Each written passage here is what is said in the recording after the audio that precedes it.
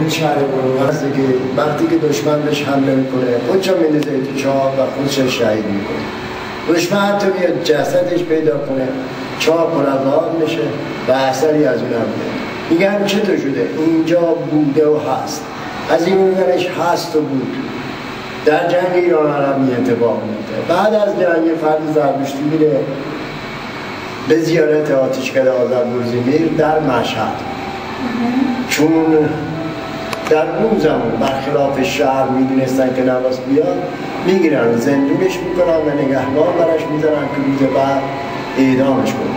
این فرد زرتشتی خدا را استمداد میطلبه به خواب مره.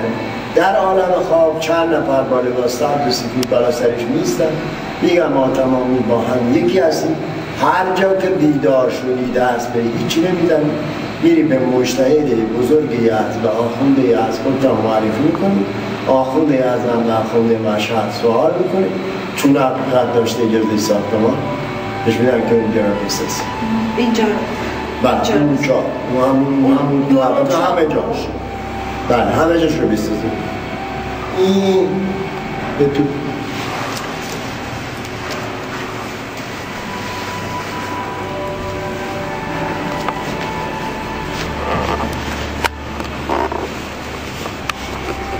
اینجا که می‌بینید به صورت کندنی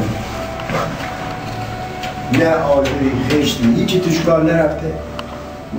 حدود 30 سال بیشتر این کارشی این رفته بود و جایی هم بوده که ندیمانش خیش و قماش از نظر دشمن اینجا رو محو شدن نتونستن اینجا رو پیدا کنن و چراغ سنگی هم که داره میسوزه قدیمیه.